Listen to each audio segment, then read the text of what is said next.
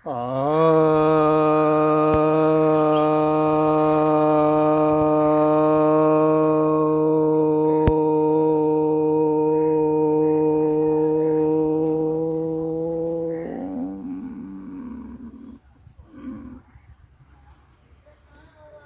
सभी भक्तजनों को सप्रेम नमन। भक्तों, आज आपकी एक जिज्ञासा का समाधान लेकर आया हूँ। जिज्ञासा यह है कि क्या भगवान मरते हैं? क्या भगवान मर सकते हैं?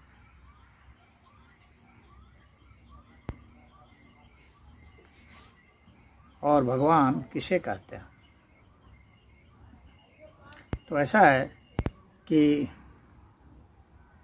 भगवान मर सकते हैं या नहीं, उसके पहले तो बात यह होगी कि क्या भगवान जीते हैं, क्या भगवान जन्मते हैं। प्रकृति का नियम है कि जो भी जन्मेगा वह मरेगा। तो यदि आप भगवान मानते हैं तो उनका जन्म भी मानते हैं, और यदि जन्म नहीं मानते हैं, जो भगवान नहीं जन्मते भगवान मरते भी नहीं। लेकिन जो जन्मते हैं उनको मरना ही पड़ेगा। ऐसा कोई भगवान आज तक नहीं जन्मा जो नहीं मरा। चाहे भगवान राम रहे, चाहे भगवान कृष्ण रहे, चाहे भगवान बुद्ध रहे, चाहे भगवान महावीर रहे, चाहे भगवान परशुराम रहे, जो भी भगवान रहे, जो जन्मे इस धराधाम में आए वो इस धराधाम से भी गए, यानी उन्हें मरना पड़ेगा। तो भगवान कहते हैं पूर्ण अवस्था को, और पूर्ण अवस्था में जीना भी है और मरना भी है, जन्मना भी है, तभी पूर्णता होगी, अन्यथा पूर्णता नहीं कही जा सकती है।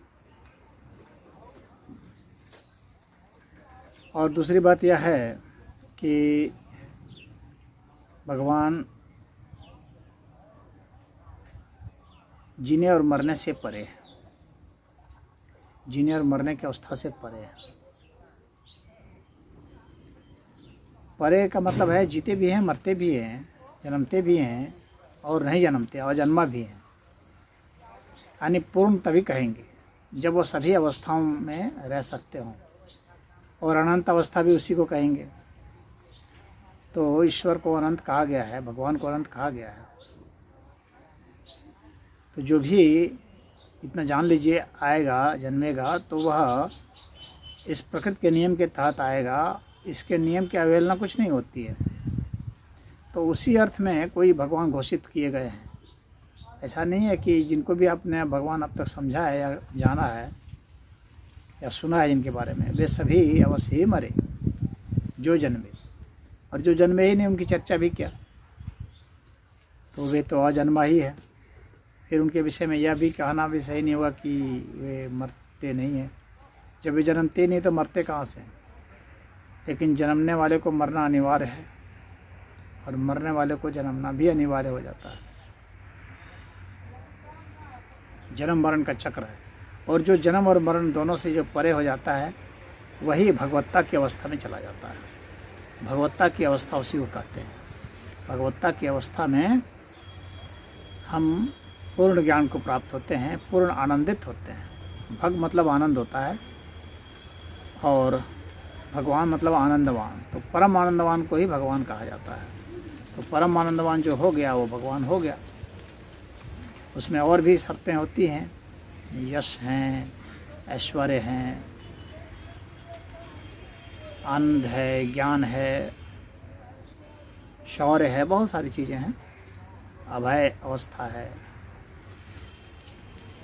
इन सारे जो अवस्थाएं हैं इनको लेकर के कहा जाता है कि यह भगवान की अवस्था को प्राप्त हैं। भगवान एक अवस्था है, मूलतः वह भगवत्ता की अवस्था है, और उस अवस्था को प्राप्त करने वाले को ही भगवान कहा जाता है। तो यह गलतफहमी नहीं पालनी चाहिए कि भगवान का मतलब है कि वह जो कभी मरे ही नहीं, ऐसा कोई कभी हुआ ही नहीं। तो इस विषय में इतना ही।